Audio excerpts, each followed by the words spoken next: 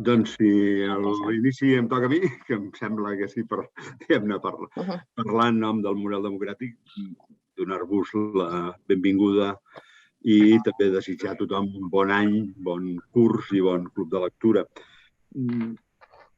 La feina avui més que presentar el club, que ho vegeu més que jo, per tant no seria una presentació, seria subratllar fins a quin punt pel Memorial Democràtic això que estem fent ara és rellevant, és important i és central, no?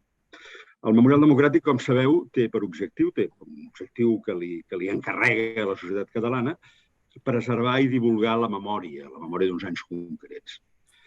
Preservar i divulgar es podrien substituir els dos verbs per un verb potser una mica més sofisticat, que per això no el fem servir, perquè potser és massa sofisticat i solemne per utilitzar-lo normalment, però que té més relació amb el que fa un club de lectura. El Memorial Democràtic es dedica a socialitzar la memòria. És a dir, allò que és individual, allò que és personal, la memòria, es converteix en compartit, en posat en l'espai públic, en socialitzat. I els clubs de lectura, sempre ho he pensat, són una curiosa forma de socialització. Perquè, en general, en la nostra relació amb la creació artística, a través dels canvis tecnològics, ha tendit a passar de l'espai públic a l'espai individual. El meu avi, quan escoltava música, anava a una sala i escoltava música amb molta més gent. El meu net, quan escolta música, es tanca a la seva habitació o es posa uns cascos i va sent ell sol. En molts camps, en el consum de la ficció, en el consum de l'audiovisual, hem passat d'estar molts en un cinema veient una pel·lícula a estar un sol mirant una pel·lícula en un mòbil. En moltes coses hem passat, en el consum cultural, en la relació amb la cultura, de lo concelebrat a lo individual. Qui va començar aquest canvi va ser segurament la pròpia literatura, perquè la literatura, de ser dita a la plaça, de ser recitada, de que Homer deixés anar els seus poemes enmig d'un auditori, vam passar amb el llibre escrit a llegir-lo individualment, a llegir-lo en per un.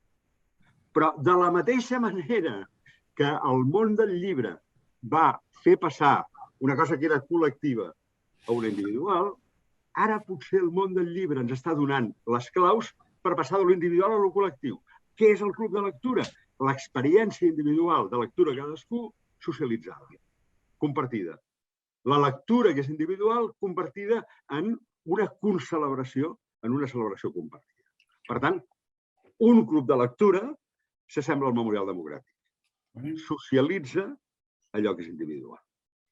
Disculpar-me perquè no em podré quedar tota l'estona, hi ha coses d'aquí del despatx que s'han de fer posteriorment, simplement llavors agrair a tothom, agrair a les persones que sou aquí participant-hi, a les que hi heu estat altres vegades, a les que hi estareu moltes més vegades, agrair a la Gemma i a la Laia la feina que fan en el memorial per poder portar això avui aquí i per poder-ho fer sempre, agrair al Xavier Alsina i a l'Aguila Fidel el que van fer l'any passat, el que fan d'una manera tan entusiasta i tan imprescindible perquè aquest club de lectura sigui possible, i avui, d'una manera especial, agrair a la Conxa Díaz que hagi volgut estar amb nosaltres, que ens ajudi a compartir una memòria escrita, que ens ajudi a reflexionar sobre aquesta memòria i que ens ajudi també a explicar el que fem i explicar el qui som i a divulgar la idea d'això, que narrativa i memòria són cosines germanes i que aquí estem fent una cosa a favor de la narrativa i de la memòria,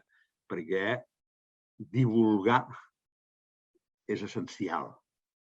Divulgar no és només, en el nostre cas, ensenyar allò que tenim, sinó divulgar és allò que tenim.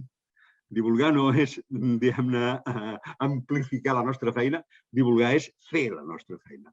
Per tant, també gràcies, Conxa, en aquest sentit. Gràcies a tots i que el club de lectura avui i tots els dies que venen sigui tan profitós, tan fantàstic, tan participatiu i tan ric com van ser els anys anteriors com han estat els anteriors. Gràcies a tothom i bon club de lectura. Moltes gràcies, Vicenç. A vosaltres. Doncs donaríem pas a l'Aguila, sisplau, Aguila. Xavier, ens parlarà l'Aguila i ens presentarà la nostra convidada avui. Sí, aquesta vegada em Gràcies, toca a mi, no a vosaltres. la Concha tiene una manera especial de presentarse, cuando le hemos pedido que nos pase sus propias notas, y yo intentaré darle un giro muy breve para poder conectar con ella, porque no todo el mundo la conoce, pero es una de las representantes más fidedignas de lo que es el compromiso. Ella lleva muchos años dentro de la Amical de Mauthausen. Sabéis que es la primera asociación de sobrevivientes del exilio y de los campos concentratarios. Es una asociación que nace en el año 62 y desde hace 5 años ella es vicepresidenta. Representa a la Amical de Mauthausen a nivel internacional, tanto a nivel de lo que es el Amical como a nivel de lo que es la deportación en general de los republicanos desde España como representante. También es una persona muy implicada como docente y como referente en esos viajes de estudio, que muchos de los docentes que estáis aquí, y Xavi especialmente como también un ejemplo de ello, se han ido realizando en los últimos años para que los adolescentes tuviesen ese contacto tan directo, ¿no?, con la experiencia, porque verlo no es igual que explicarlo, ¿no? Y como decía Vicens, la importancia de la memoria y de la repetición, uno diría, y del topos y del lugar. Luego, por sobre todo, ese compromiso que ella siempre ha marcado con el tema de la divulgación y darle un sentido actual a todo ese compromiso que no solamente es del pasado, sino con una vigencia y un sentido actual a través de una lucha muy clara sobre el discurso del fascismo, las acciones del fascismo, el racismo y la xenofobia. Y a mí me sorprendió algo muy especial de ella, que no sé si saldrá o lo comentaremos en otro momento, que de profesión es ingeniera en telecomunicaciones, actualmente ya retirada, ya jubilada, pero me ha encantado sorprenderme con esta dualidad que tienes de tu compromiso, tu trabajo docente, tu visión tan de lucha sobre la memoria, con esa otra formación más desde las ciencias. Concha, es un lujo tenerte hoy y tenemos muchas ganas de compartir contigo esa visión de una lectura, de un libro que para nosotros es muy impactante, lo comentamos siempre con el Xavier, que es lo contrapuesto al tema de la memoria, justamente se llama Los amnésicos. Muchísimas gracias, Concha. Bueno, pues lo primero agradeceros a todos que me hayáis invitado, ¿no?, al memorial, a Xavi, al Sina por acordarse de mí, ¿no? Geraldine Sbarth publica esta obra en el 2017, ¿no?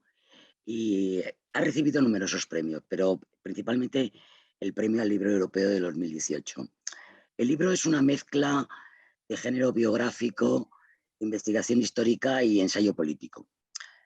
A través de la investigación de su propia familia, alemana por parte de paterna y francesa por la de su madre, se sumerge en el periodo más trágico del siglo XX, ¿no?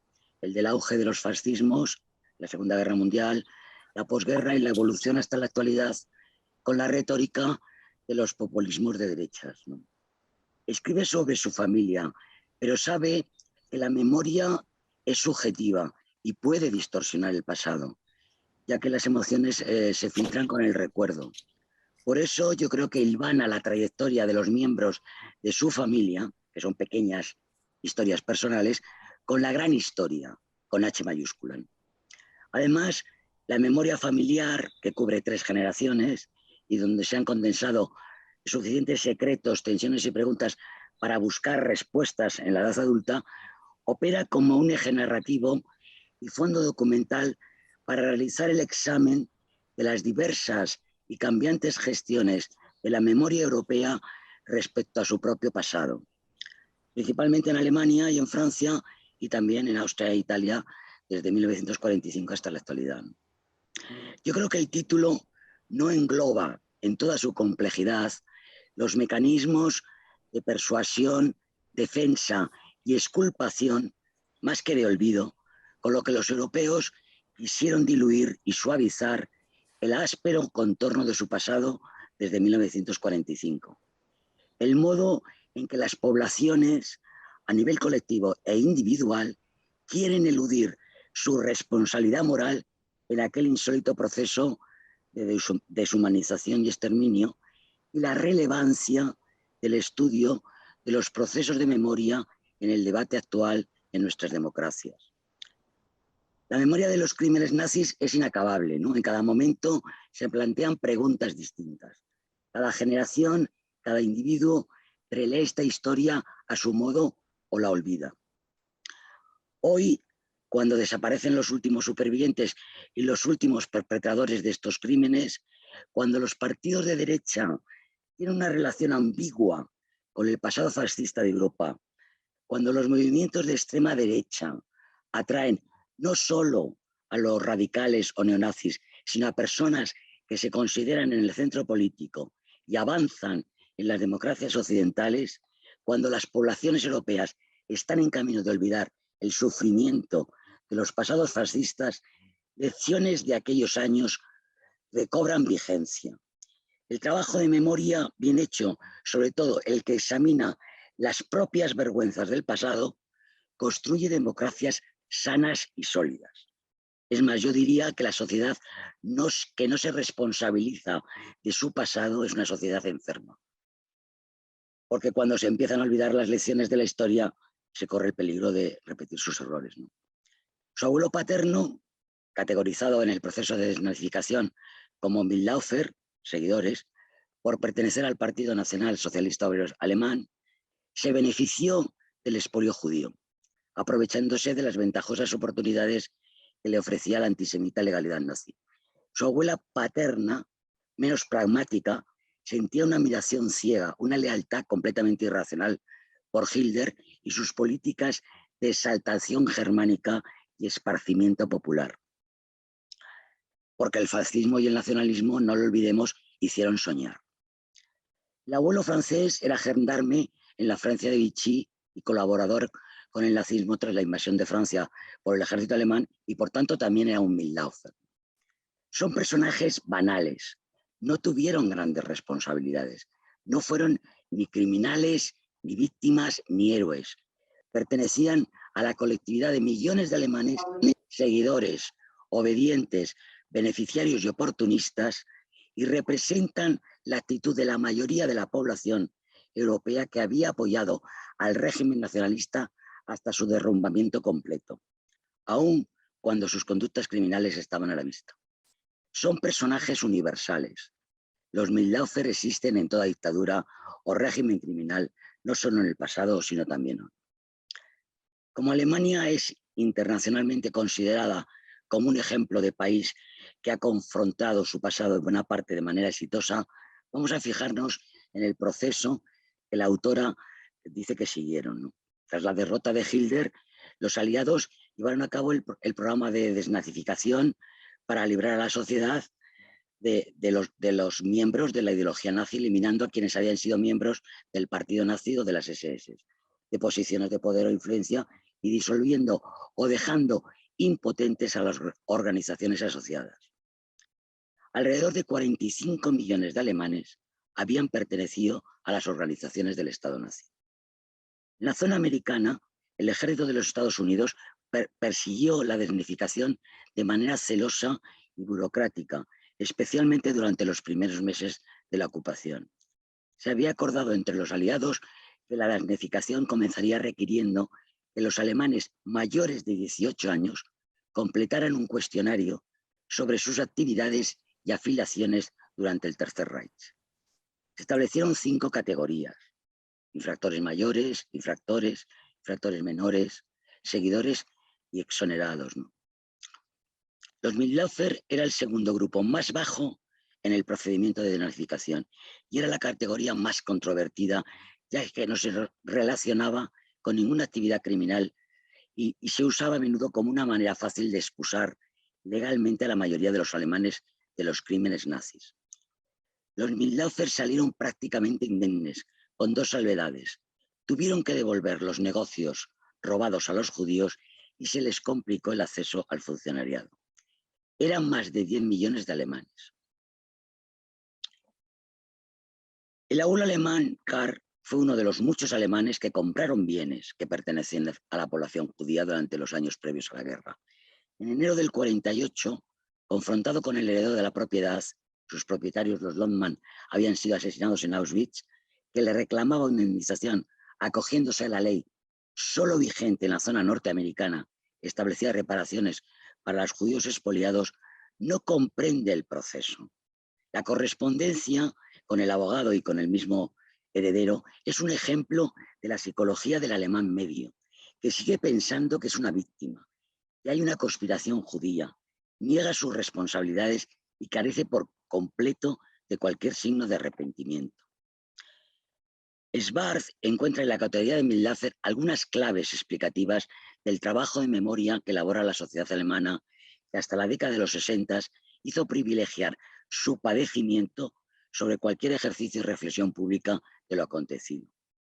En su doble condición de víctimas de los nazis, pero sobre todo de Hitler y de sus altos mandos, y de los bombardeos aliados, los alemanes occidentales negaron toda responsabilidad con el historial persecutorio y asesino del régimen, siendo especial la fuerza de negación en lo relativo al exterminio de los judíos, principalmente alemanes, algo hasta que los finales de los 70 continuaba siendo un tabú en Alemania.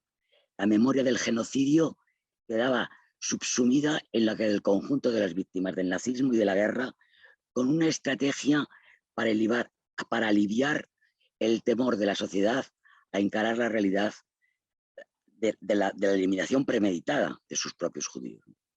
El nuevo contexto internacional y la voluntad de los aliados occidentales de generar en sus tres secciones de ocupación la República Federal Alemana para integrarla en el hemisferio occidental de la Guerra Fría, se correspondió con una evasiva confrontación penal con el pasado.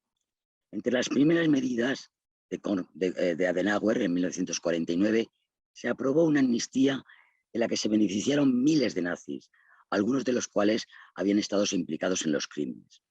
Además, eran imprescindibles aquellos a sueldo del Estado por su experiencia en el funcionamiento de la gran maquinaria. El canciller, opositor al nazismo, no pestañeó en dar cargos a viejos asesinos. El fin del débil proceso de unificación avanzó en 1951, cuando una nueva ley permitió que 300.000 funcionarios y soldados despedidos por su afinidad al nazismo, entre los que había incluso miembros de la Gestapo, fueron readmitidos.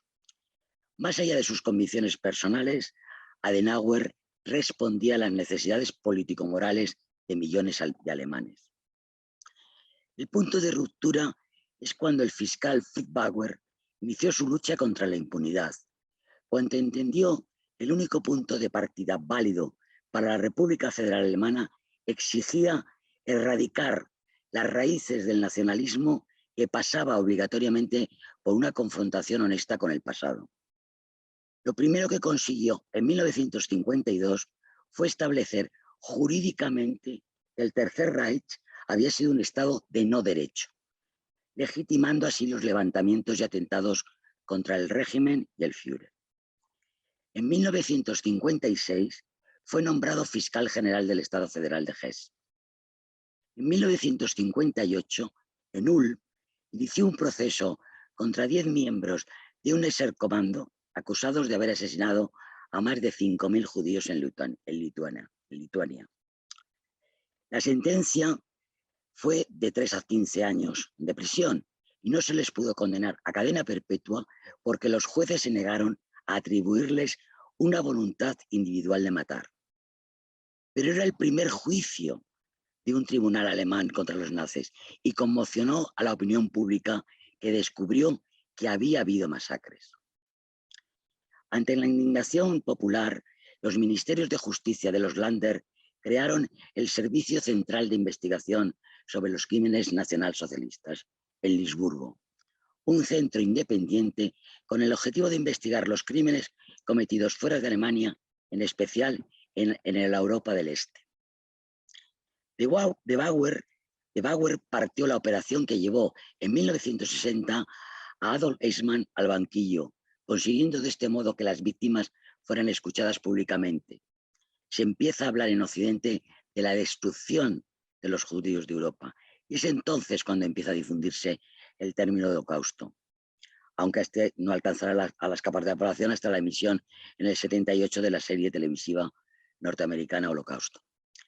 En 1963, Bauer quien mantenía que nadie tenía derecho a ejecutar una orden que implicaba una acción criminal, logró sentar en el banquillo a 22 colaboradores de Auschwitz, iniciando lo que se llamó el juicio de Frankfurt, consiguiendo que intervinieran más de 200 testigos de todo el mundo.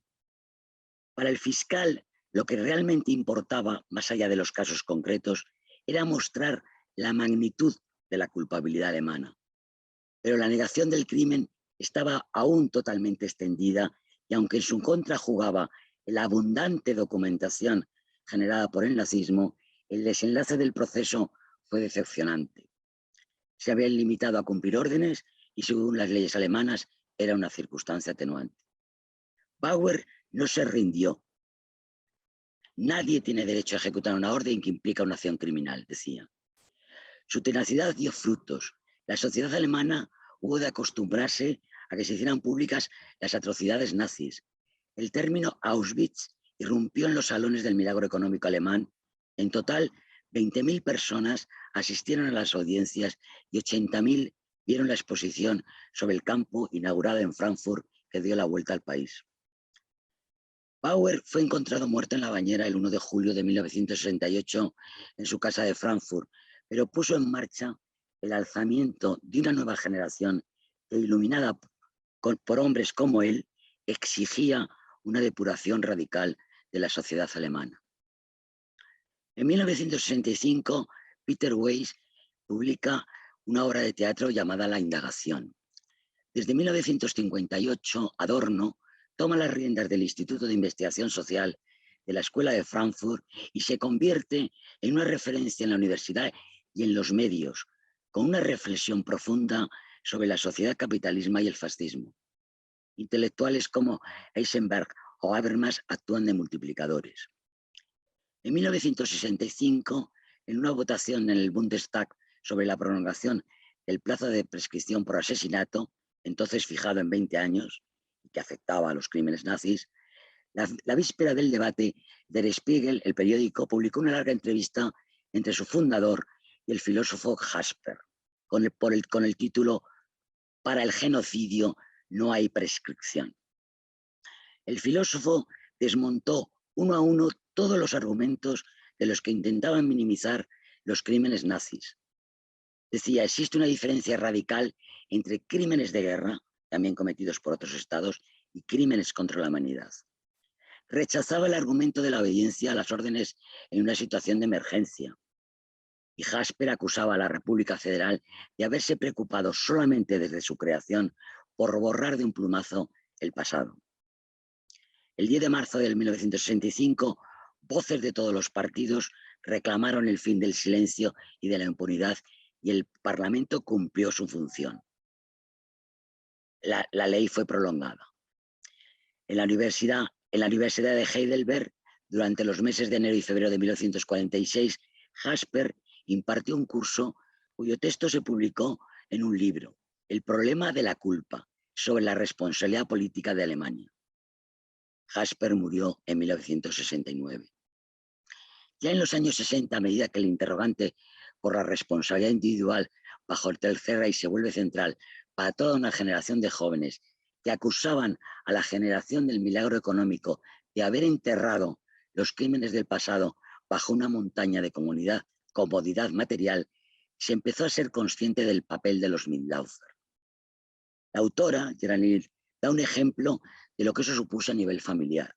Su padre captó que el mobiliario de la casa familiar estaba por encima de su estatus social, por lo que debía de proceder de bienes judíos comprados a saldo cuando se ocuparon sus viviendas.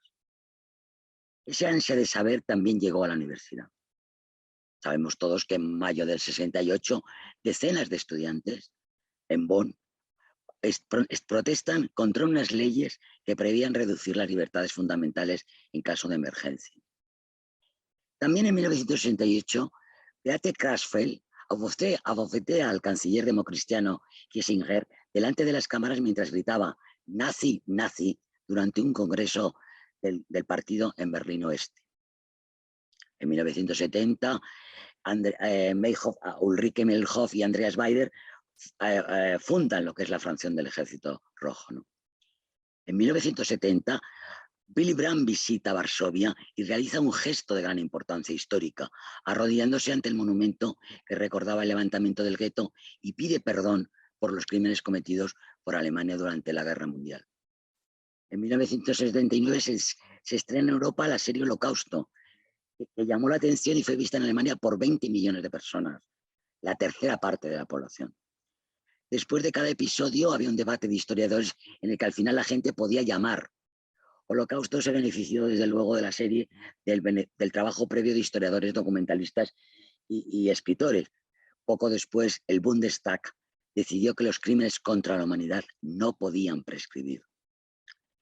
En 1982 vio la luz, al fin, la obra de Raúl Hilberg, La destrucción de los judíos europeos. El gran trabajo sobre la Shoah que tantas dificultades tuvo que superar hasta su publicación. El impacto que tuvo en Alemania esta obra y el conocido por el debate de los historiadores sobre el origen y el desarrollo del nazismo hasta su derrota mostró la importancia que la historia fue adquiriendo para la sociedad. En 1985, el presidente democristiano Eisenhower, que había alcanzado el grado de teniente durante la guerra, declaró que el 8 de mayo, día de la capitulación alemana, fue un día de liberación, no fue un día de derrota. Dijo, nuestra memoria histórica debe ser la línea directiva de nuestra actitud y permitirnos realizar las tareas que nos esperan. Desde los 80, los planes de enseñanza habían asumido la necesidad de mostrar a los jóvenes que fue el nazismo. El historiador Lugermes estableció las bases para que la sociedad afrontara el pasado, la existencia de un debate académico sobre el tema y la implicación no partidista de las instituciones y la socialización del debate. En 1995 se organiza la exposición Guerra de exterminio, crímenes de la Wehrmacht, 1941-1944, que acabó de raíz con el mito del ejército ajeno al terror nazi al mostrar su historial criminal, por más que provocó tal movilización por parte de la derecha que finalmente fue clausurada y reformada 4 años después. En 2000, con el socialdemócrata Schroeder en la Cancillería, se creó, tras una serie de acuerdos internacionales, la Fundación Recuerdo, Responsabilidad y Futuro, dedicada a indemnizar a los trabajadores forzados de diversos países europeos y dotada con más de 10.000 millones de marcos, proporcionados a medias entre el Estado y más de 6.000 empresas privadas. Además, al mismo tiempo que los medios de comunicación se abrían al debate social, bancos y empresas abrieron sus archivos a los historiadores, lo que lleva al autor a decir que los archivos también son una muralla contra el olvido. En 2005, ministerios e instituciones públicas pidieron a historiadores independientes que trabajaran sobre su papel en esos años. Como vemos, hay una serie de pasos que llegan. El problema con lo que pasó en la Alemania oriental es que evidentemente hubo también, o en lo que fue primero la ocupación soviética, es que sí que hubo un proceso de desnazificación más radical y sí que se eliminaron todos los elementos nazis de lo que es los altos estamentos de la administración, pero la mayoría de la población eran también Mitläufer, evidentemente, lo mismo que eran los alemanes occidentales, ¿no? Las conclusiones a las que nos lleva, y yo creo la lectura, es que lidiar con el pasado fue un proceso complejo, volátil y largo. Diferentes actores con intenciones, interpretaciones del pasado e intereses distintos jugaron un papel fundamental. Las resistencias que se tuvieron que superar y cuánto tiempo fue necesario para que Alemania se convirtiera en un ejemplo internacional de trabajo intenso y exitoso, hay mucho tiempo de paso. Que se dice en Alemania esto no se hubiera permitido, etcétera, eso es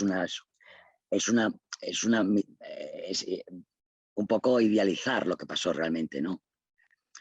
Hay otra cosa que yo creo que debemos de tener clara, es que la generación cómplice no reconoció nunca la responsabilidad de los hechos. Y es fundamental lo que decía antes, que algunos actores fuertes jueguen un papel impulsor en el proceso de estimular el espíritu crítico del individuo, pero que también desde distintos ámbitos de la sociedad, académico, cultural, medios de comunicación, se hagan eco y se enfrenten a esa sociedad cómplice. Adorno era una persona que hay cientos de entrevistas en los medios, estaba constantemente en la televisión. Bauer iba a la televisión. Jasper tenía medios a su alcance con los periódicos, murió muy pronto, ¿no? El 69, ¿no? Pero eran personas que los medios se volcaron en hacer eco de esos impulsos para que se pudiera transmitir a la sociedad. Cómo los ciudadanos de una misma generación se enfrentan a la memoria de una manera completamente distinta, ¿no? Tenemos como ejemplo el padre y la tía, ¿no? de la autora. El padre es un hombre que se enfrenta a la memoria de su país y se enfrenta con el padre. Y la tía, que es de su misma generación y que además durante la escuela reconoce que sí que le han enseñado lo que era el nazismo, etc. Y en cambio al padre no, su comportamiento es completamente distinto. Acaba justificando las posiciones de sus padres y señalando que el pasado se debía de olvidar, ¿no? Mientras que el padre se enfrenta, aunque no ha sido educado no tenía dentro de su currículum, podríamos decir, escolar, no había el nazismo, es un hombre que se enfrenta. Pero hay un factor que yo creo que sí que en un momento determinado lo dice el libro, ¿no? La importancia de un profesor que al padre le recuerda al padre que le dijo que se atrevió a afirmar en clase que a veces era posible decir no al crimen. Esa no educación en el nazismo, pero ese interés, ese impulso que le dio el profesor, le hizo recordar, ¿no? Y yo creo que hay otra cosa que el libro demuestra, ¿no? La importancia del conocimiento de la historia reciente de los países, ¿no? Y del conocimiento para la sociedad en general. La importancia de la apertura de los archivos. Y luego está claro es que sin los trabajos de memoria se acaba relativizando el fascismo, ¿no? Una de las tesis fuertes es que la formación democrática radica en la superación del marco reduccionista que opera bajo las categorías de víctimas, perpetradores y héroes, ¿no? Al interrogarse justamente por la mayoría de los Millaufer, de quienes tanto entonces como ahora depende la motricidad de los movimientos antidemocráticos. No solo es una decisión de los gobernantes, es la sociedad misma, toda la sociedad, la que tiene que cuestionarse. El trabajo de memoria que no aspire no solo a atribuir culpas y responsabilidades individuales a los perpetradores, sino que se ocupe también de construir una conciencia crítica del presente, a partir de los aprendizajes de la historia de millones de personas normales y corrientes, pueden ofrecernos sobre la falibilidad de nuestras convicciones y el peligro de la indiferencia y la erosión de la ética cívica para la conservación de nuestras democracias. El cambio del silencio a la confrontación de la injusticia y la culpa se considera hoy día el factor central de la democratización de la sociedad. No obstante, lo que nos dice el libro es que la superación del pasado no fue ni es hoy un proceso sencillo, sino que fue y es uno de los debates más pronunciados y más vivos en la sociedad. Solo una ruptura clara con las injusticias del pasado puede impedir que el pasado se convierta en una barrera para el futuro. Solo una verdadera ruptura hace posible impedir crímenes en el futuro, crear confianzas en nuevas formas de gobierno y contribuir a reconciliar a la sociedad. Con el paso del tiempo se han validado muchos instrumentos para lidiar con el pasado, pero yo creo que uno de los más importantes es condenar los regímenes criminales, tener acciones penales a través de los tribunales nacionales e internacionales y reparación de las víctimas a través de reconocimiento, rehabilitación, restitución y compensación económica, reformas institucionales, principalmente justicia, policía, cuerpos militares, etc., destitución de los perpetradores, reformas educativas a todos los niveles de la sociedad, aperturas de archivos para los conocimientos de los hechos y tareas de conmemoración mediante lugares conmemorativos y museos. Dejo el caso español, que también se trata, o de los casos francés o italiano o austriaco, porque supongo que saldrá en el debate, ¿no?, que tengamos a continuación. Muchas gracias.